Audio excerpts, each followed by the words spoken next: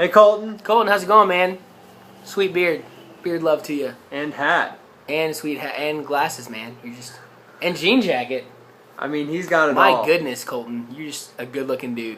I say this with the utmost respect and for both sides, but I think you're on your way to become Amish, man. And we like the I think Amish. you're pretty well on your way. And you sort of look like our friend, one of my buddies from As Hell Retreats, if you've ever heard of that band.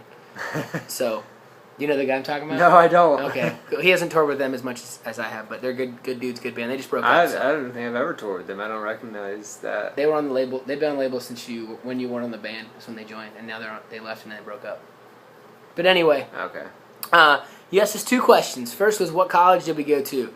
We, all original My Epic, Jeremiah, I, and Jesse all went to a Christian college in Virginia called Liberty University, which we always like to say, don't judge us too harshly on.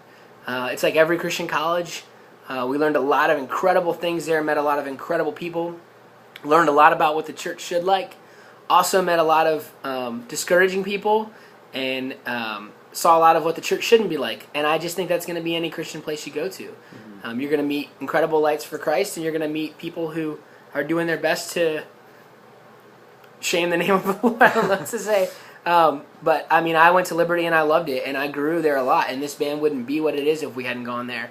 If I had to do it all over again, I don't know where I'd go. But it was certainly a good time for me, and it galvanized who we really were. Mm-hmm. As far as Texas, we don't know, man. We can name a couple, but we really just have never been to them, so... We've only really gone to Texas to tour and for him to visit his grandparents, so... we just want to say this clearly. We're Redskin fans and hate the Dallas Cowboys, and so we try to avoid Texas as much as possible. But that's only half true, because the truth is, I tell people all the time that Texas kids are some of the coolest kids, and just to be real, a lot of the Texas shows are some of my favorite shows ever. So word up to Houston, but and not Abilene. in Dallas. Not in Dallas. No, actually, we've had some cool outside of Dallas. Not actual Dallas. Not actual Dallas. Yeah. There's nothing redeeming about actual. The only Dallas. time we played actual Dallas, I made it clear that I was a Redskins fan there too. Yeah. So, but anyway, as far as the worship pastor stuff, you asked about being a worship leader, and that's something I talk a lot about. Is there's a big difference between being a worship leader and a worship pastor, and obviously, to me, the question is when you say tips or thoughts or encouragements towards being a worship leader or a worship pastor, and as far as being a leader, our pastor has something he says a lot, which he always says. If you're leading and no one's following, you're just going on a walk, and so the leadership is really something the Lord grows you into, and He may be putting things in front of you to step out on. So I never want to discourage anyone, But as the Lord begins to move in your life as you grow older and you begin to lead in the areas of your strengths and maybe in the areas where no one else is leading, you'll start to see God pull forth your strengths. I mean, I'm guessing you're late high school to early college age, and your beard would suggest you're older than we would guess. But it's around that age that I think for us, some of our giftings start to become clear. Like Jeremiah has, in my opinion, a gift for wisdom and analyzing things, and I have a gift for communication, and those things started becoming clear. And so as far as your leadership grows, if the Lord is calling that, making it obvious, and other people are seeing it in you, and they're confirming it. It was important to me as I was getting older for the godly men that I looked up to confirm those gifts. Not that they necessarily needed it, but it meant a lot to me that men I respected looked at me and saw what I thought I had, I didn't want to just be running around saying, I'm really good at this, and meanwhile everybody behind my back is going, why does he keep doing that? He's awful at it. Mm-hmm. And then as far as being a worship, so you said leader and then a worshiper, my tips would be, are you a worshiper? Are you a leader? Like those words individually. What makes a good worship leader is a person who leads well and who worships well. And that's what I try to think about. I'm actually a worship pastor, which I think is even different because the call of the pastor in the scriptures is even more specific. My accountability on Judgment Day is going to be much more severe because I've claimed to be a shepherd of people. And it's something we both come to realize. I realized it about 3 years ago and sought out ordination from my home church because I wanted to make sure I was being held accountable for the shepherding I was doing. And if that hadn't been spoken into my life, I didn't want to keep doing it if the Lord hadn't gifted me. So I've been, I've been ordained for 2.5 years and operating as an ordained pastor. And Jeremiah just come to the realization in the last year or so in his own heart that he wants to pursue his ordination because we both just feel like shepherds of people. And I think it's a specific type. You start to see it in the way you love people and the way you care for people. That's how it manifests for us. We just care a certain way for people, and we think about the people that we're leading as a flock, and how can we encourage them, how can we love them, how can we speak into their lives, and when we have to, unfortunately, how can we correct them in love, how can we correct them towards the right thing. So I'd say, how to become a great worship leader or even a great worship pastor. Well, be a great worshiper and be a great leader and be a great shepherd of people.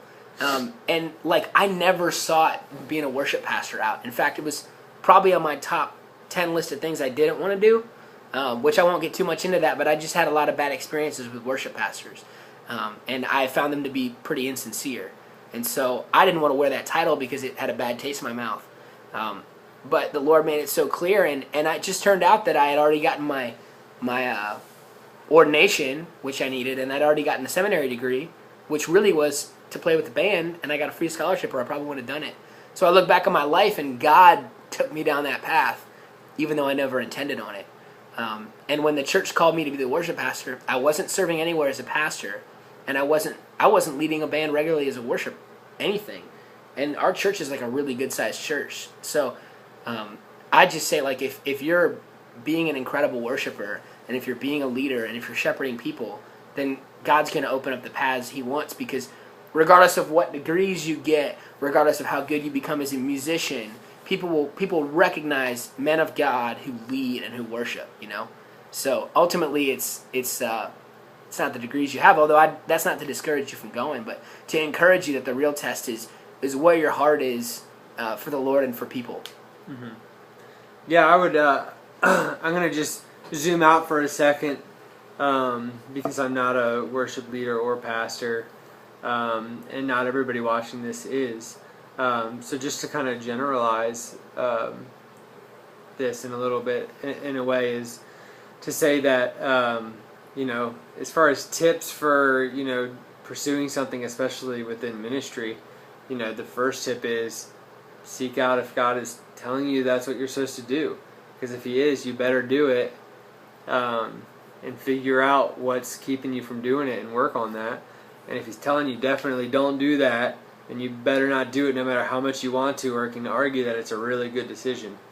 And then the third option, which I think we find a lot of ourselves in a lot of the time, is I just don't know. And I don't remember if I mentioned it in a video, but I just talk about it a lot. Just follow the model of Paul and just pursue something that seems like God's will, and just pursue it and be open to being moved and changed at any time. And I think if you really are willing to hear from God and really wanting to follow His lead, it will be clear to you along the way, and the Spirit will make it clear to you what the next step is. I think, that's the key. To be running in the direction He last gave you, and humbly saying every day, Lord, am I headed in the right direction? And if I'm not, correct me. Mm-hmm. Because if you're running in the last direction He gave you, while praying constantly, Lord, if I'm not, just change me. I'm listening. I'll go wherever you want. That's such a humble heart to have, And just to kind of finish up my earlier thoughts, the question I'm asking myself every week as I'm trying to say, am I doing this well? Am I succeeding? Am I pleasing the Lord? Is I come back to my title and I ask myself, am I really worshiping well? Am I really pastoring? Am I shepherding people well? Mm-hmm. And I think it's because of the fact that those were two questions that I asked myself almost every day before I got the job, is why I got the job, and why I feel like if I'm having any degree of success, it's success, it's to the glory of God, but it's because those are two questions that were always paramount in the front of my mind. Am I worshiping well? Mm-hmm. Am I shepherding people well? And so then when they gave me that title, it was like, whoa, that's what I am. Mm-hmm. That's what I care about. So we would just encourage you, man, whatever you got to do to hear from the Lord, man, get alone, get by yourself, be still, know that He's God. Just listen.